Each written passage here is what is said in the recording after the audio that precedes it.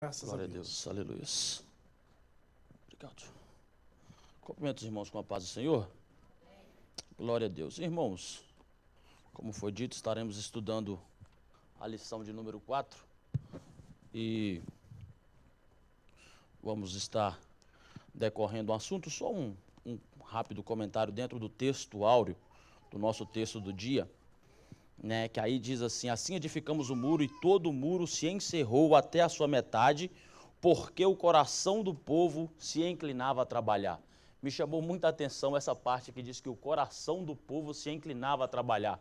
E esse foi o motivo do muro ser construído até a metade, né? Então, quando o povo de Deus se inclina a trabalhar na obra de Deus, ela flui, ela prospera, ela cresce. Então, nós precisamos estar com o nosso coração inclinado a trabalhar na obra do Senhor.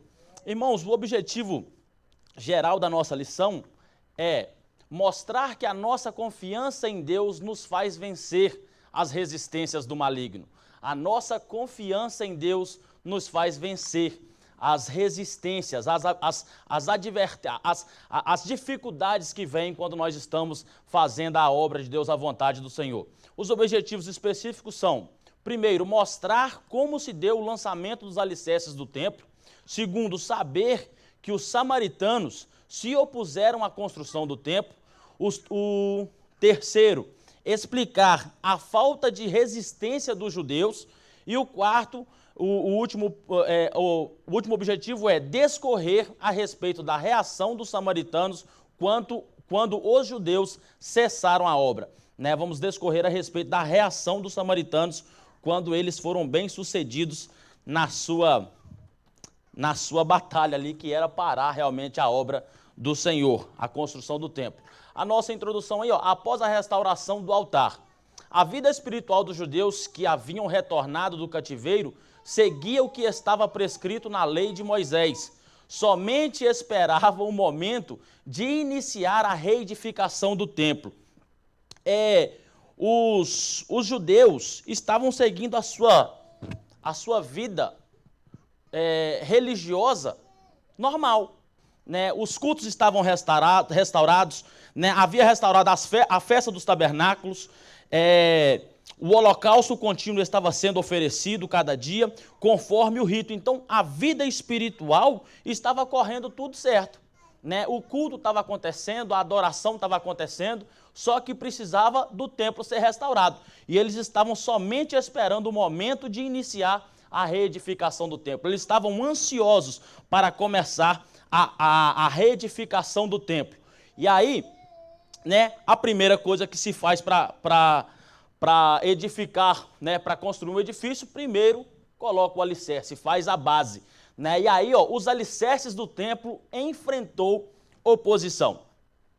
Depois que os materiais para a construção do templo chegaram, segundo a concessão feita pelo rei Ciro da Pérsia, Zorobabel e os que haviam voltado do cativeiro lançaram os alicerces do templo, né? Então, quando chegou prontamente, quando o material chega para a construção, prontamente os judeus começam a trabalhar e começam a organizar, a abrir o alicerce, né? A fazer o alicerce do templo. Eles começam a edificar o templo, começando pelo alicerce, né? E eles começaram trabalhando, perseverando, né? Como foi dito, alegres no Senhor, começaram a lançar o alicerce e começaram com alegria e com muita força, porque estavam trabalhando animado. Eles estavam, o culto, meus irmãos, o povo que saiu, que voltou do exílio, estava animado demais. Estava só uma alegria. Eles acabaram de ver uma promessa de Deus se cumprindo, onde estava restaurando a sua terra, então o povo estava alegre, estava trabalhando feliz, estava vendo tudo aquilo se cumprir. E é muito interessante isso, quando está tudo indo bem, está todo mundo animado, está rendendo, está tocando, o vento está indo de vento em polpa. Estava uma maravilha, eles estavam felizes. Olha só, os sacerdotes já paramentados e com trombetas, e os levitas filhos de Asaf com saltérios, para louvarem ao Senhor conforme a instituição de Davi, rei de Israel, né? Davi tinha estabelecido esse louvor. essas pessoas para fazer o louvor, né? Os levitas, aqueles encarregados do louvor. Então, quando o alicerce é lançado, o povo estava tão alegre e tão contente que eles louvam ao Senhor. Eles cantam, a Bíblia vai dizer que eles gritam muito alto. Que eles gritam muito alto que se dava para ouvir de longe. Os velhos conheciam o antigo templo e eles choravam de alegria de ver um novo templo sendo erguido. Aqueles que não conheciam de ver o Deus trabalhando e ver o templo novamente ser erguido, também choravam de alegria. Então, por isso, eles de alegria começam a louvar ao Senhor pela obra que estavam sendo feita, pela obra que estava acontecendo. E é interessante que isso aqui é muito interessante porque a igreja é o instrumento de Deus fazer a sua obra na terra, é o instrumento que Deus vai usar, é o canal para abençoar e para a sua obra acontecer aqui na terra, mas não somos nós que fazemos. Não somos nós que fazemos, não somos nós que executamos isso aqui. Aqui o povo estava construindo, estava lá com a sua mão na obra, mas a glória todinha disso era de Deus. O povo estava louvando a Deus pelo alicerce que estava sendo lançado.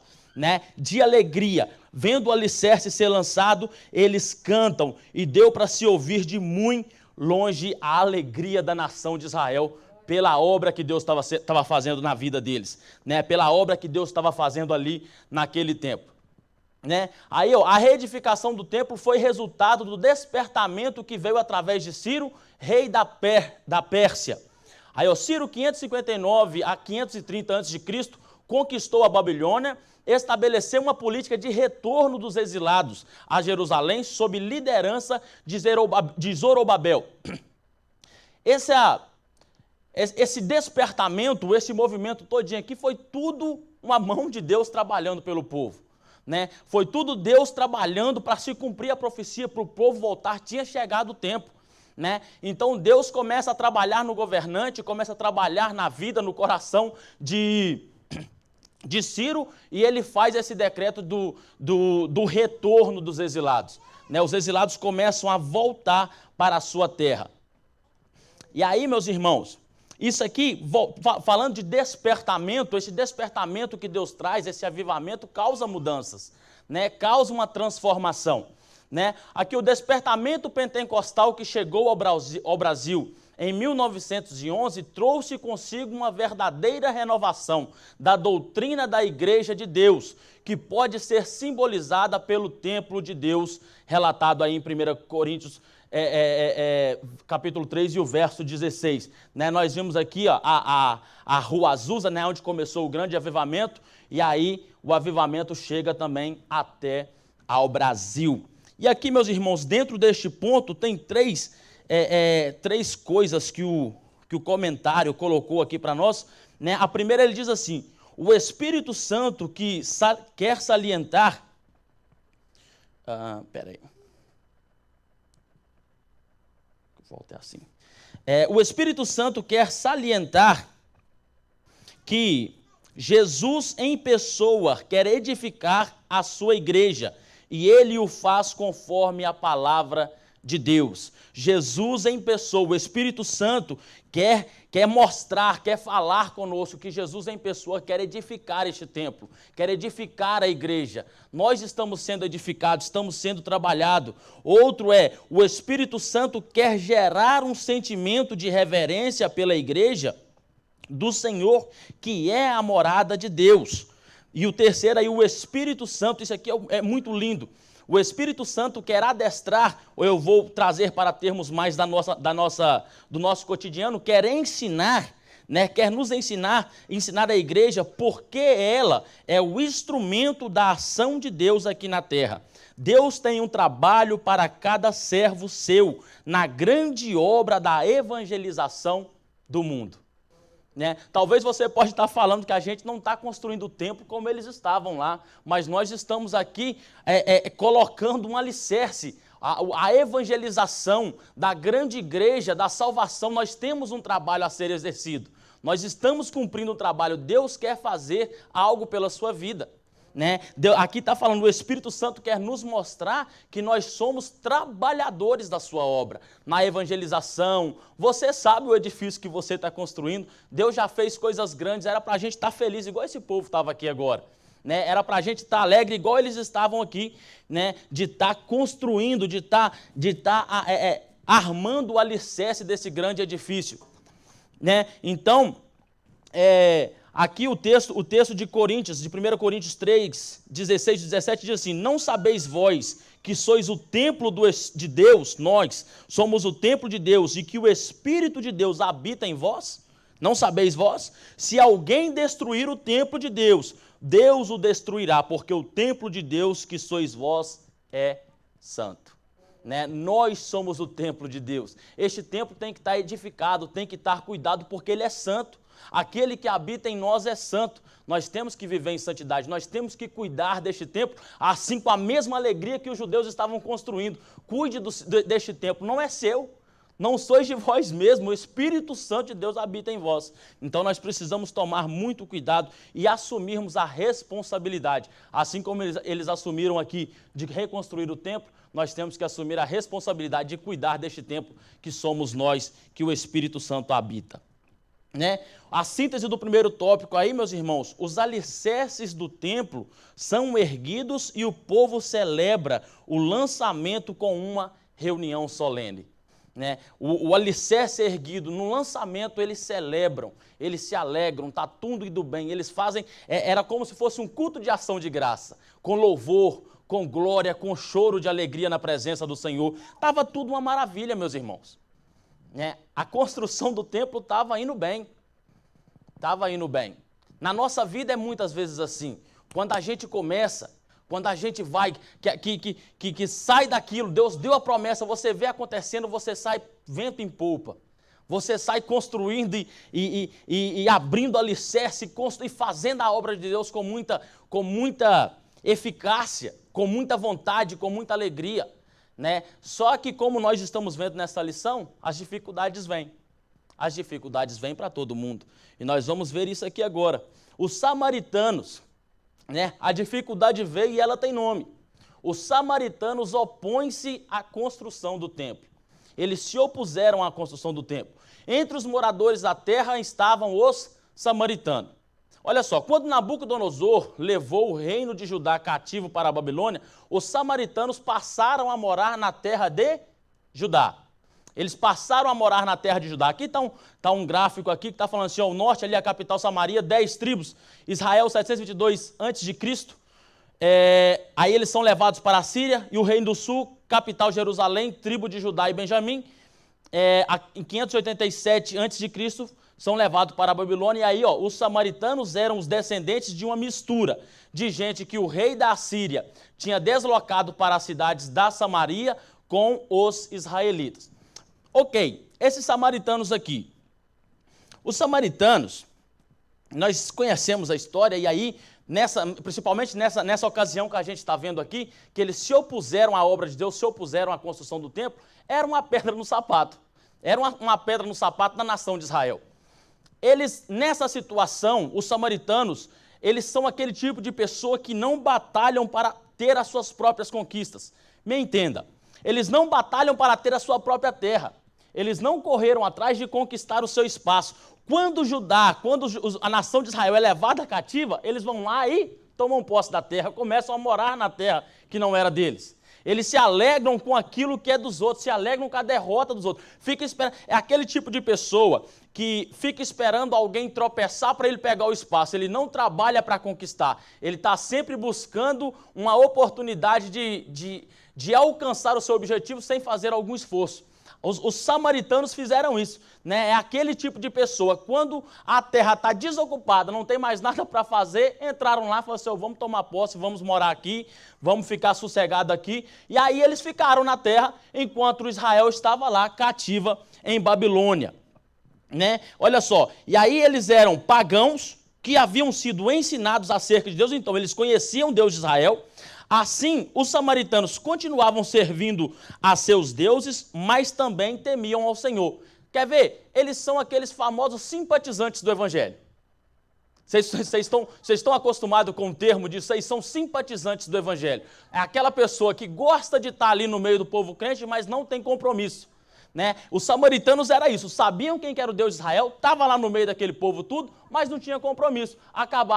Temiam ao Senhor, conheciam Deus verdadeiro, gostavam até de ouvir falar, mas adoravam os seus deuses, né? Eles são os simpatizantes que gostam de estar no meio aí, mas não assumem um compromisso com Deus verdadeiro, né? Então os samaritanos têm essa característica, né? Eles se aproveitam da queda das pessoas. Ao invés de conquistar, de correr atrás dos seus projetos, não, eles preferem ficar ali, atrapalhar a vida das pessoas.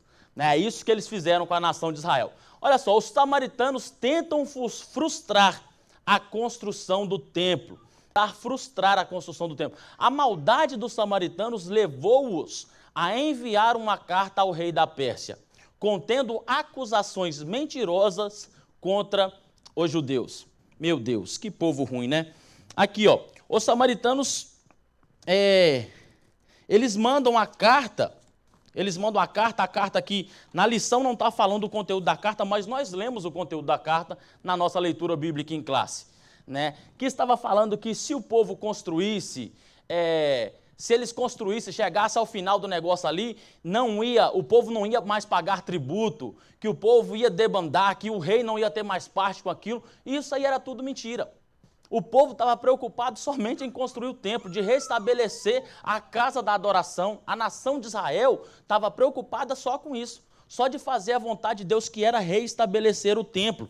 Mas aí, os samaritanos se aproveitam desse negócio e fazem essa acusação falsa, sem base.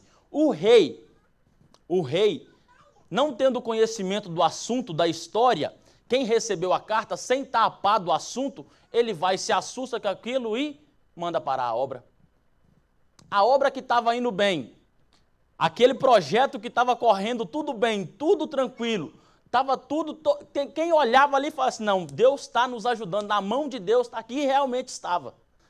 Né? Não tem como parar, nós estamos indo de vento e popa, acontece esse imprevisto, os samaritanos aparecem, atrapalham tudo, e aí a obra é cessada. A obra é cessada, a construção do templo sofreu, ela sofre agora um empecilho, ela é interrompida. Isso aqui é muito interessante. Essa lição tem lições para a nossa vida. Porque na nossa vida é desse jeito. Nós estamos indo bem, estamos alegres, animados, avivados. Daqui a pouco vem uma calúnia, daqui a pouco vem um problema, daqui a pouco vem uma acusação, daqui a pouco vem uma doença e aí atrapalha a construção do templo, atrapalha aquilo que nós estávamos fazendo tão bem. Né? Mas nós vamos aprender aqui como nós devemos reagir. Olha só, o rei que recebe aquela carta não conhecia bem o assunto e mandou parar a obra, embargo da obra. Ele manda os seus soldados, os seus homens ir lá e parar a obra, e não foi em paz. Nós vimos no texto bíblico, a Bíblia diz que é com força, com violência pararam a obra.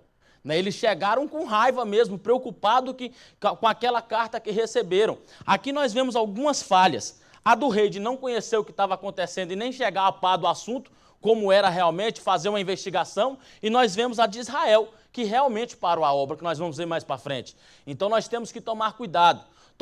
Que se nós estivermos em uma liderança e vierem informações contra algumas pessoas falando com a gente, se nós recebermos uma carta como ele recebeu, nós não tomarmos ações precipitadas. E se nós estivermos fazendo a obra e vier alguém querendo embargar, nós não abandonarmos a obra por causa de qualquer coisa. Nós precisamos estar atentos a essas coisas. Né? Aí, ó, a síntese do nosso tópico é: os samaritanos que estavam entre os moradores da terra se opõem à construção do templo. Não eram de fora, estava no meio do povo, estava ali, conhecia tudo, sabia o que estava acontecendo. Né? Mas aí, por N motivos, inveja, preocupação, com medo do povo ficar mais forte, eles vão e tomam essa atitude, né? Lançam essa acusação falsa contra o povo de Israel e a obra é travada, a obra é parada por causa disso aí. Ó. Aí o nosso terceiro tópico, meus irmãos, diz assim: como se explica a falta de resistência dos judeus? Nós vimos aí que o povo lançou a acusação, a informação de parar a obra veio, e o povo judeu aceitou isso aí e parou, não tiveram resistência, não resistiram na luta, não prevaleceram, não se esforçaram para manter. Olha só, os judeus deveriam ter ido ao rei da Pérsia para assegurar a construção, pois a ordem de construir o templo tinha sido dada pelo Deus do céu, através de Ciro, que assinara o decreto da construção do templo. Né? Quem tinha dado a ordem, e a nação de Israel sabia disso, e o próprio Ciro também sabia, né? Era Deus. Deus toca ali, Deus trabalha na vida de Ciro e faz essa ordem, faz Ciro ter o desejo no coração de fazer isso aqui. Então, o povo sabendo disso tinha que correr atrás, mostrar o que aconteceu, mostrar que o Deus verdadeiro é quem tinha tinha emitido aquela ordem através da vida de Ciro. Né? E é interessante que uma ordem, ela não pode ser quebrada por alguém que é menor. Se o Deus do céu, que é o Todo-Poderoso, ordenou, não tem ninguém da terra que pode cessar essa ordem.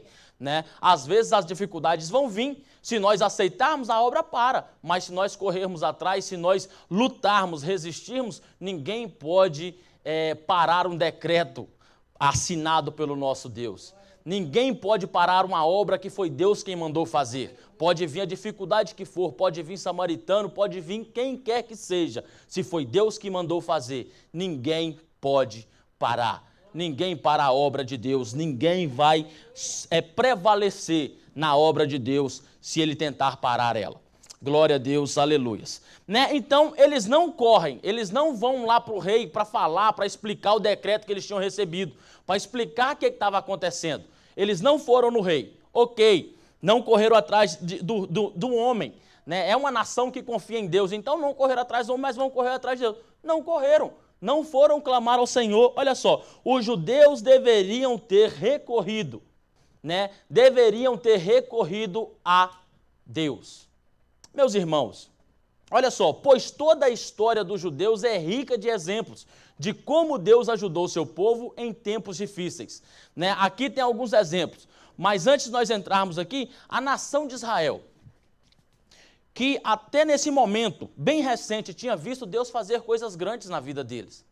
Né? A profecia da volta do exílio, né? da libertação da Babilônia, acontecendo tudo conforme Deus falou. Né? Deus tocando na vida de quem estava ali, segurando eles cativos para dar ali, para construir o templo, para dar o material, para fazer tudo aquilo. Aquilo tudo era milagre de Deus. Aquilo tudo era para o povo ver que era Deus que estava fazendo. Tanto é que até no momento do alicerce eles entenderam isso. Porque quando eles louvam ao Senhor, eles não louvam assim, oh, que maravilha que o pedreiro fez esse negócio. Não, olha que maravilha que Deus tem feito no nosso meio. Deus tem feito isso, todo mundo está vendo que é Deus quem fez. Só que na hora que veio a dificuldade, eles não clamaram a Deus. Eles não correram a Deus. E aqui nós vamos ver que quando o povo de Deus clama a Ele, Ele faz milagres. Né? Nós vemos aqui, nos dias do rei Ezequias, Judá foi cercado pelo exército do rei da Síria, que queria levá-los em cativeiro.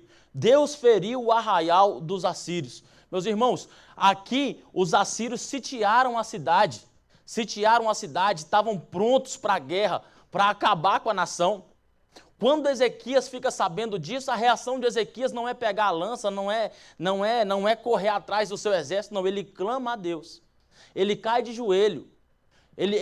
Na hora da dificuldade, ele entende que é o momento dele clamar ao Senhor, dele correr para os pés do Senhor e buscar ali o recurso para ele sair daquela situação. Quando ele clama, o Senhor envia um anjo e o anjo mata ali todos os soldados. O Senhor entra na batalha em favor de Ezequias. Um outro exemplo aqui, o segundo exemplo que o comentarista nos dá é, nos dias do rei Jeosafá, ameaçados pelos amonitas e pelos moabitas, os habitantes de Judá pediram socorro ao Senhor, Deus guerreou por eles e sem terem que lutar. Meus irmãos, quando o povo de Deus clama a Ele, quando o povo de Deus se direciona a Ele com um clamor, pedindo socorro, Deus entra com a solução, Deus entra de alguma forma Deus trabalha. Nós vimos aqui que em uma Deus envia um anjo que peleja aquela batalha. No outro aqui, meus irmãos, Deus confunde o inimigo, Deus faz o que for preciso. Deus trabalha de forma maravilhosa. Se esse povo nessa situação tivesse clamado ao Senhor, Deus teria feito alguma coisa. Eu não sei como que Deus ia trabalhar, mas Deus ia entrar com uma providência. Né? É interessante isso aqui, porque o povo tinha a promessa. O povo tinha a promessa. Né? Tinha a promessa aqui. Tinha a promessa do Senhor. E quando se tem uma promessa, quando se tem uma obra a se fazer, como o povo tinha, vem as oposições, vem os ataques, assim como veio contra eles. Só que se você blinda essa promessa, se você envolve essa promessa com uma confiança em Deus, os ataques que vêm de fora não vão afetar essa promessa. Se você envolve essa promessa com uma confiança, com uma fé em Deus, de que Deus está no controle, que essa promessa é direcionada de Deus, ninguém que está de fora pode parar essa promessa.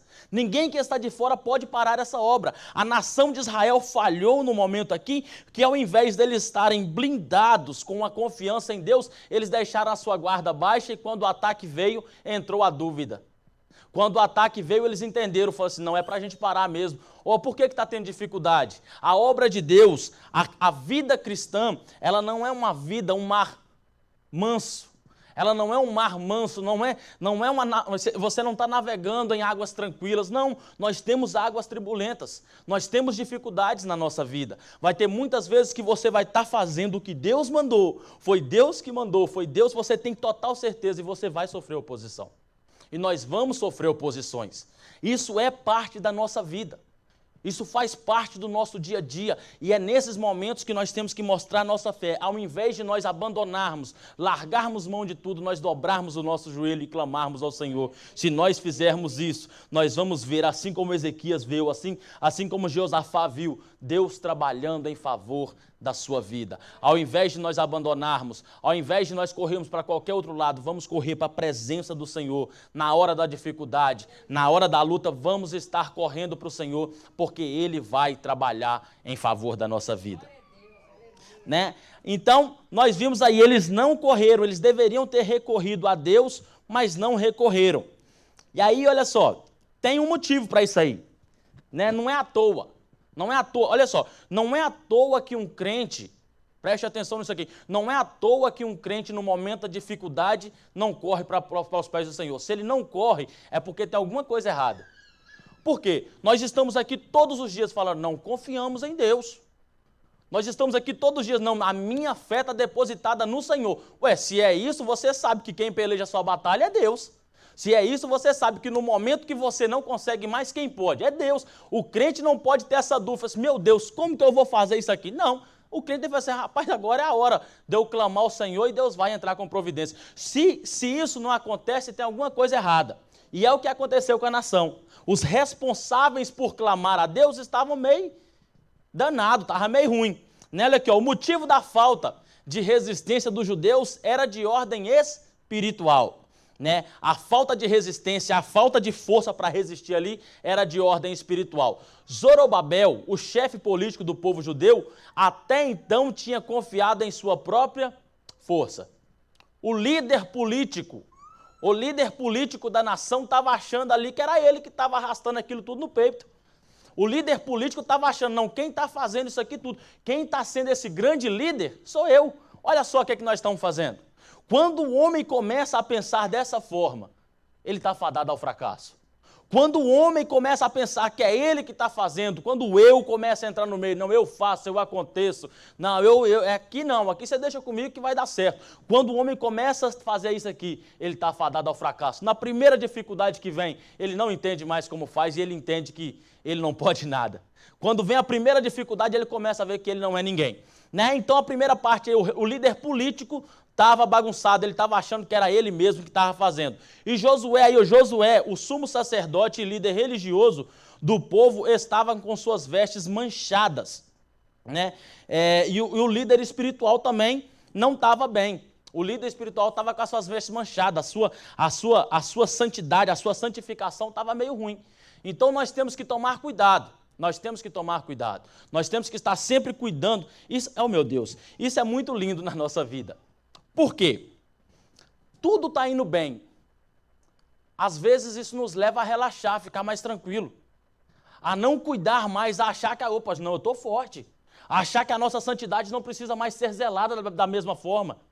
A pensar que nós não temos que ter aquele mesmo zelo com o nosso templo, que foi o que nós vimos um pouquinho atrás. Nós temos que lembrar que o que habita dentro de nós, se está indo tudo bem ou se está indo tudo mal, é santo. E ele exige de nós santidade. Né? Nós precisamos entender isso. Isso aqui tem que estar cravado na nossa mente. A manutenção da nossa vida espiritual tem que ser diária. A manutenção da nossa vida espiritual tem que ser cotidiana. Se está indo tudo bem, cuide. Cuide, porque o momento da dificuldade vai vir. É certeiro.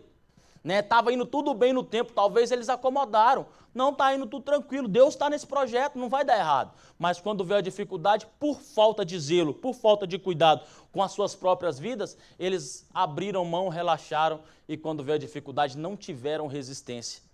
Não resistiram à dificuldade, não resistiram à oposição. A igreja do Senhor da mesma forma. Se nós não estivermos avivados no Senhor, quando aparecer a resistência, quando aparecer a dificuldade, nós não conseguiremos resistir e a obra pode parar por nossa causa. Não é porque Deus não entra em favor da igreja, não é porque Deus não entra em favor do seu povo, é o povo que por causa de não resistir não clama a Ele, por causa de não resistir abandona e deixa tudo para um lado. Então a nação faz isso. Olha só, esse fato tirou... Esse fato de Josué aqui, esse fato tirou dele toda a autoridade espiritual. Diante do problema causado pelos inimigos, ele não tinha fé para buscar a ajuda de Deus, do Todo-Poderoso, uma vez que o ministério da fé é guardado em uma pura consciência. Olha só, o mistério da fé, a confiança em Deus, ele é guardado, ele é mantido por uma pura consciência. Se a sua consciência te acusa, você não tem fé para clamar. Se a sua consciência te acusa, você não tem força para resistir.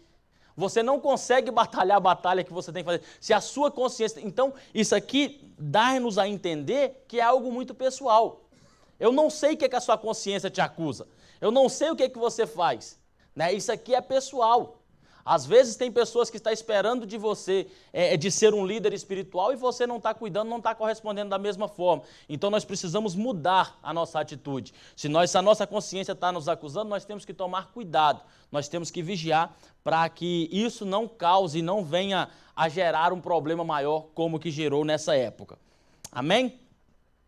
Aqui, a síntese do tópico 3 é assim: os judeus não resistiram à oposição dos inimigos e pararam a reconstrução do templo. Eles não resistem e por isso param a reconstrução do templo. Aqui, a reação dos samaritanos quando os judeus cessaram a obra. A reação dos samaritanos quando os judeus cessam a obra. Aí, primeiro nós vemos aqui a tristeza dos judeus. O povo tinha ouvido falar de que o Deus dos céus estava do lado dos judeus, ajudando-os. Todo o povo, tanto os judeus quanto os de fora, ouviram falar, viram Deus fazer, e aí que Deus estava ajudando, que Deus estava trabalhando. E agora? Onde estava o seu Deus? É interessante nós vermos isso aqui, que essa afronta dos samaritanos aqui não afeta somente os homens, não afeta somente os judeus, está afetando o próprio Deus. É isso aqui, todo mundo via, todo mundo conhecia, até os samaritanos conheciam de que Deus trabalhava pelo povo de Israel. Todo mundo tinha essa certeza. Então, quando estava ali construindo o templo de Deus, olha só, a casa de Deus, a casa de adoração, aonde iam prestar culto, quando estavam fazendo isso aqui, surge a oposição e por causa dessa oposição abrem mão, desistem. E agora? Onde estava o seu Deus? Porque talvez na visão dos que estavam de fora, mas como assim? Não estavam fazendo a obra de Deus? Não estavam construindo o templo de Deus? Por que parou? Aonde está Deus nesse negócio? Por que Deus não ajudou eles agora? É interessante nós ressaltarmos aqui, nós entendermos isso, que estamos aqui nessa noite e quem está nos ouvindo, que a responsabilidade do parar a obra não é de Deus. Deus não é responsável pela obra ter parado. A responsabilidade está totalmente no homem. Foi o homem que não entendeu que era o momento dele clamar. Foi o homem que não entendeu que ele tinha que resistir àquela oposição, né? E por ele não entender, abandonaram. E aí corre um risco do nome do Senhor ficar envergonhado. O nome de Deus, das outras nações, fala assim, lá, Deus abandonou aquele povo. Aonde está o Deus dos céus naquela situação, né? Então nós precisamos ser fiéis. Isso não corresponde só a nós. O que nós vivemos aqui como cristãos não é só a nossa vida, nós carregamos um peso maior, o peso de glorificar o nome do Senhor. Meus irmãos, quantas pessoas que alguém estava se espelhando, que estava olhando e falando assim, realmente Deus está na vida daquela pessoa, e por um vacilo de não ter vigiado, de ter relaxado em um momento, eles abrem mão e as pessoas falam assim, cadê Deus naquele negócio? Né? Então nós temos que tomar cuidado para não trazer escândalo, para não envergonhar o Evangelho.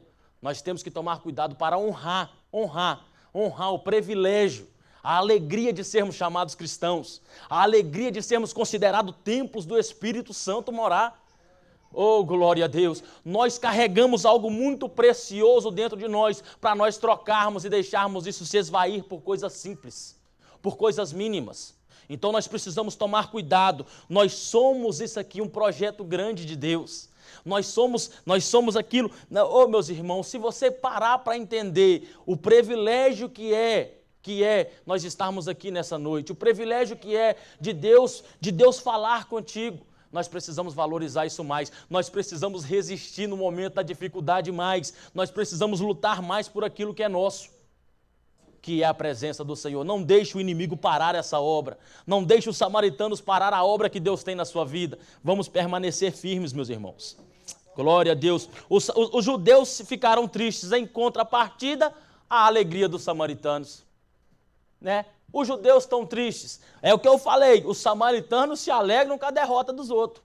Os samaritanos estão esperando alguém ser derrotado para eles se alegrarem, ir lá e entrar no meio e pegar alguma coisa para eles. Olha só, os inimigos, né, os samaritanos se alegraram aqui, ó. Aí estão alguns exemplos. Ó. Os inimigos dos judeus regozijavam-se grandemente, porém, o gozo de ímpios é de pouca duração. Né? O gozo, a alegria daquele que é contra a obra de Deus dura bem pouquinho. Olha alguns exemplos aqui, ó. O gozo dos filisteus que haviam prendido Sansão terminou em tragédia. Estavam lá alegres, rapidinho, aquele virou uma matança danada, virou uma tragédia terrível. Olha só, a alegria dos sacerdotes que alugaram Judas, que pagaram lá Judas para trair Jesus, foi de curta duração. Por quê? Pagaram Judas para ir lá e entregar Jesus para Jesus ser crucificado, morto, mas ao terceiro dia o nosso Jesus ressuscitou e eles tiveram que engolir a seco a alegria deles passageira. Então, meus irmãos, por mais, aqui fica para a nossa vida, ainda que nós permitimos o inimigo se alegrar em cima da nossa vida, da obra que nós estávamos construindo, aquilo que nós estávamos trabalhando, saiba de que Deus pode restaurar isso aqui, Deus pode te dar força, Deus pode trabalhar na sua vida para mudar essa situação. A alegria dos ímpios é passageira, vai passar rapidinho, vamos continuar firmados e confiados no Senhor, porque Ele é quem cuida e trabalha em prol da nossa vida. Então, aí ó, os judeus desanimaram. O desânimo dos judeus. Passado algum tempo, acomodaram-se com a situação e não lutaram pela continuação do templo. Deixaram-se dominar pelo desânimo. O desânimo, meus irmãos, o desânimo é algo terrível. O desânimo é uma ferramenta. Olha só, é uma das mais eficazes armas usadas por Satanás contra os crentes. É uma das mais eficazes, é o que mais joga a pessoa para o chão, o desânimo. Por quê? Estava indo tudo bem, vai indo tudo tranquilo, do nada aparece uma oposição, a pessoa desanima. A pessoa atrapalha o projeto, atrapalha o que estava acontecendo e ele desanima, entrega os pontos. Foi o que aconteceu, o desânimo toma conta da nação, o desânimo toma conta e eles abandonam a construção do templo. Por causa do desânimo, eles começam a abandonar, a deixar de lado. E aí, ó, por causa do desânimo, eles começam a achar algumas desculpas para o que estava acontecendo. Isso aqui é interessante. O desânimo faz você começar a pensar em algumas coisas que não faz nem sentido. Vamos ver aqui? Olha só, o desânimo leva eles a pensar assim, ó, alguns conformaram-se pensando que talvez ainda não era a vontade de Deus de construir o templo. Faz sentido isso aqui? Se Deus traz um desejo no coração de Ciro para mandar eles para lá para construir o templo, está oferecendo material, está tudo dando certo, é Deus fazendo aquele negócio tudo, e aí algumas pessoas, por causa do desânimo, começam a pensar, não, talvez ainda não era o tempo de nós fazermos esse templo, ainda não era a vontade de Deus de estar acontecendo isso aqui. Quantas vezes na nossa vida não é assim? Nós estamos fazendo a vontade de Deus, trabalhando na obra, fazendo grandes coisas no reino, e aí por causa de oposição, não, talvez ainda não era a hora. Talvez ainda não era o momento. Não, por que veio essa dificuldade? Isso aí é porque ainda não era o momento. Meu irmão, o momento é agora. A hora de nós trabalharmos na obra de Deus é agora. O momento é esse. O momento é esse, não é amanhã, não é daqui a um ano. O momento é agora. Deus está precisando de trabalhadores agora, hoje. Né? Não deixa a oposição, a dificuldade fazer você pensar que o seu projeto é para o futuro. Não, ele é presente, ele é hoje. Começa a abraçar esse projeto aí, não deixa o desânimo tomar conta. Aí, outras pessoas, olha aqui, outras pessoas aproveitaram a interrupção da obra para dedicar-se às suas próprias casas. Outros deixaram de contribuir para a casa de Deus. Né? Algumas pessoas, por causa da pausa na construção do templo, falaram, não, isso aqui é uma oportunidade boa demais, vou começar a construir a minha casa. Já que não está aqui, eu vou deixar lá, quem tiver que correr atrás, que corra. A minha responsabilidade agora, minhas prioridades são a minha própria vida. Não, vou construir casa, vou trabalhar, vou ficar rico, vou correr atrás do meu prejuízo. Meus irmãos, nós não podemos fazer isso aqui. Nós temos a nossa vida, o sucesso da nossa vida espiritual vai ser determinado pelas nossas prioridades. Pronto. As nossas prioridades vai ser determinado pelo que você prioriza na sua vida. O que você prioriza? Você prioriza fazer a vontade de Deus? Ou você prioriza construir a sua casa? Ou você prioriza a sua vida secular? Ou você prioriza eu vou cuidar da minha vida primeiro, depois, quando der tempo, eu faço a obra de Deus. Se nós priorizarmos isso aqui, nós vamos ver aí o tempo passar e nós não vamos viver o projeto de Deus na nossa vida. Nós temos que tomar muito cuidado com isso, porque se tem uma coisa que eu vejo e encontro com todo mundo, que todo mundo fala assim, rapaz, o tempo está passando, hein? Meu Deus, já tem tanto tempo. Nossa, como que passou rápido o tempo. Né? Se tem uma coisa que é preciosa para nós é o tempo, porque passou, acabou. Se você não fizer o que você tem que fazer na obra de Deus hoje, amanhã já não dá mais. Então nós temos que priorizar, prioridades, rever as prioridades na nossa vida. Se nós priorizarmos a obra de Deus, a palavra de Deus vai dizer, né, que buscarmos primeiro o reino dos céus e as demais coisas vão nos alcançarão. Né? Se nós buscarmos fazer a obra de Deus, as bênçãos vão nos seguir. Nós precisamos entender isso, nós precisamos ter prioridades na nossa vida.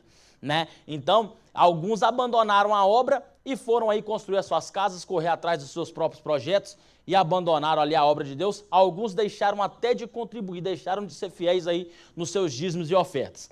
E aí, alguns, talvez alguns judeus sinceros estivessem tristes e buscassem a Deus em oração, pedindo solução para a dificuldade, de modo que o templo pudesse continuar a ser construído.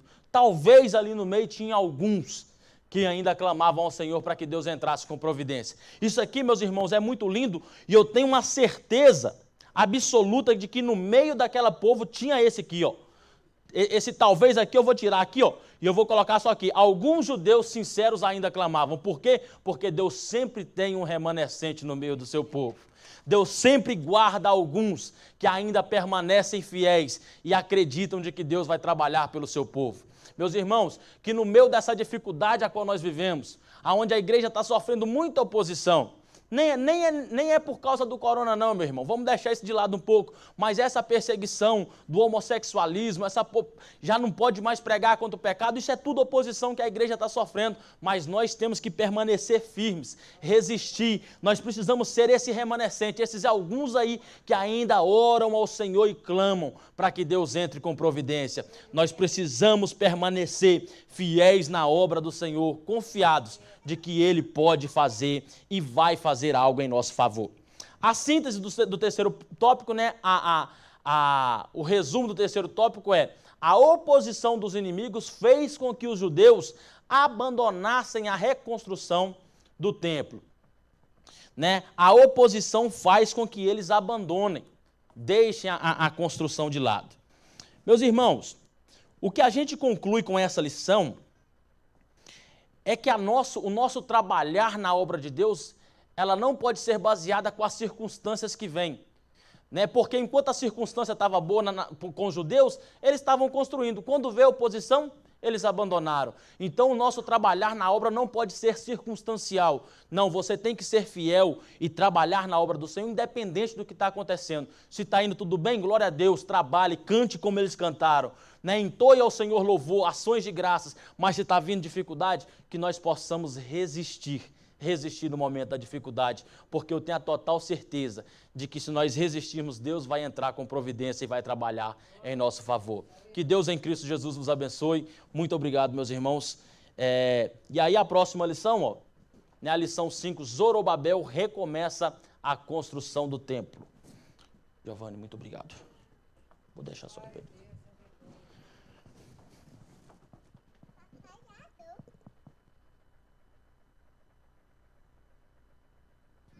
Aleluias, graças a Deus, né? Glória a Deus, terminamos mais uma lição e o nome do Senhor Jesus foi glorificado no nosso meio. Aprendemos aqui bastante a respeito dessa construção do templo, que nós não podemos aceitar as oposições que vêm contra aquilo que nós estamos fazendo para a obra do Senhor Jesus. E isso é muito enfático porque é necessário nós entendermos isso, como já foi falado aqui, que às vezes a gente mesmo fazendo a coisa certa, nós enfrentamos oposições, e eu costumo dizer que na hora que as oposições vêm, é nessa hora que nós temos a certeza de que estamos fazendo a obra de Deus. Quando tudo está dando muito bem, tudo certinho, nós devemos nos preocupar um pouco, porque nós sabemos que fazer a obra do Senhor Jesus não é fácil. Quem está lidando com a obra sabe muito bem do que eu estou falando, as investidas do Satanás para poder tentar nos parar, nos prejudicar, nos levar para trás, são muitas. E isso é interessante que ele só vai em cima daquele que realmente sabe que pode trazer algo proveitoso para a obra de Deus. E tenta parar, tenta desanimar, tenta colocar dúvidas de que realmente o Senhor chamou. Isso acontece na minha vida e na sua vida também. Então, nós louvamos a Deus por essa lição. Como já foi falado, a lição de número 5, nós vamos tratar do assunto de Zorobabel recomeça a construção do templo. Então não perca, esteja aqui na terça-feira que vem, é um assunto muito atual, vamos estar falando sobre o recomeço, a construção do templo. Você que talvez tenha parado, preste bastante atenção nesse assunto, dessa lição, que vai trazer muita edificação para a sua vida. Nós queremos também, nesse instante, irmãos, aproveitar com os irmãos que estão aqui, queremos estar premiando os irmãos. Nós temos feito algumas vezes através de perguntas, e hoje nós vamos fazer um sorteio com os irmãos que estão aqui. Eu quero convidar aqui a irmã Vitória. Vem aqui, Vitória.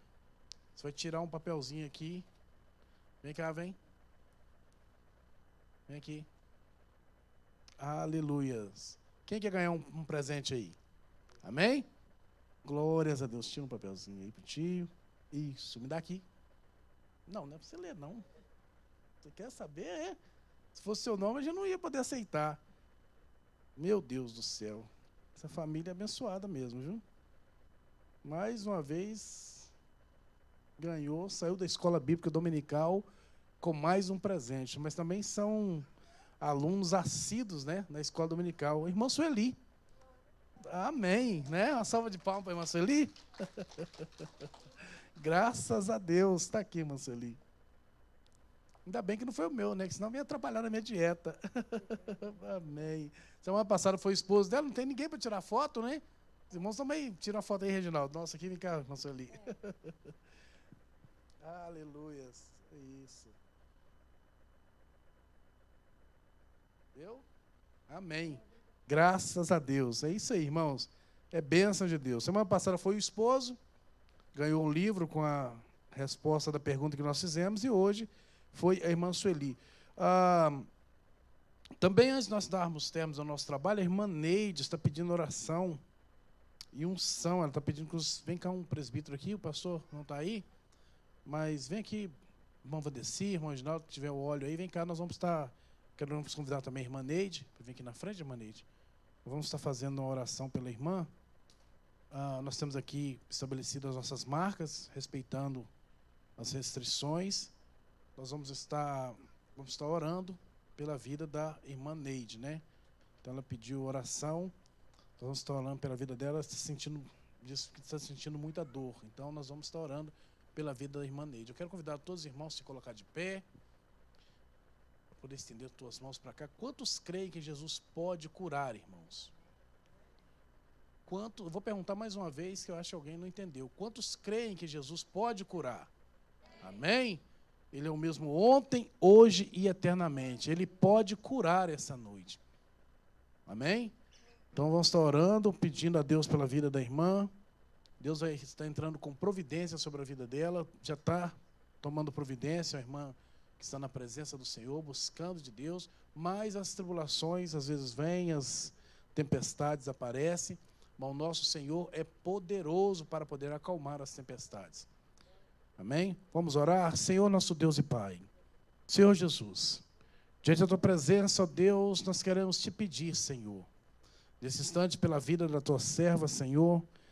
Pai, se ela colocou em seu coração e fez esse pedido por essa oração, ó Deus, é porque, ó Pai, primeiro do que nós, Senhor, ela acreditou, ela creu e ela confia, ó Deus, que o Senhor possa operar algo, que o Senhor possa fazer um milagre sobre a vida da Tua serva. Por isso eu te peço agora, nesse instante, ó Pai, em nome do Senhor Jesus Cristo, que o Senhor possa entrar com providência agora, Senhor. Aonde pode haver, ó Deus, uma enfermidade alojada, ó Deus, que o Teu Espírito Santo, Senhor Jesus, que o Senhor possa conduzir, ó Pai, a cura agora em nome do Senhor Jesus. Pai, entra com providência, Pai. Coloca as Tuas mãos santas sobre a vida da Tua serva agora nesse instante. Aonde a enfermidade se vê alojada, ó Deus, arranca para fora, Senhor. Determina a cura, Pai, em nome do Senhor Jesus Cristo. Essa dor pela qual a Tua serva está sentindo, ó Deus, que nesse instante, Senhor, seja ressaciada, ó Pai, seja tirada, arrancada, Pai, que seja anulada sobre a vida dela, Senhor. Nós cremos que o Senhor pode fazer, porque há poder no Teu nome, há poder no sangue que foi derramado sobre a cruz do Calvário. Deus Santo, o Senhor levou sobre si as nossas enfermidades, as nossas dores. Por isso, nesse instante, Pai, em nome de Jesus Cristo, em nome de Jesus, Senhor, entra agora com providência. Ó Deus, em nome de Jesus, ó Pai, arranca, Senhor, essa enfermidade, Senhor, que está assolando a vida da Tua serva. Deus Santo, amado e querido, nesse instante, ó Pai, entra com providência sobre a vida dela, Senhor. Arranca, ó Deus, essa enfermidade, ó Pai, que o Seu nome seja glorificado, Pai, e que ela possa testemunhar sobre aquilo que ela recebeu em prol da sua vida, em nome do Senhor Jesus Cristo. É o que nós lhe pedimos e cremos na vitória, em nome do Senhor Jesus. Aleluias, glórias a Deus, aleluias. Faça assim com as tuas mãos, que a paz do nosso Senhor e Salvador Jesus Cristo, o grande amor de Deus, a comunhão, a consolação do Espírito Santo, esteja sobre a vida de cada um. E nós dizemos... Amém. Graças a Deus está terminado, irmãos. Até semana, até os próximos trabalhos, né? Quinta-feira, temos aí mais um elo da nossa campanha e assim os nossos trabalhos prosseguem no decorrer da semana. Graças a Deus.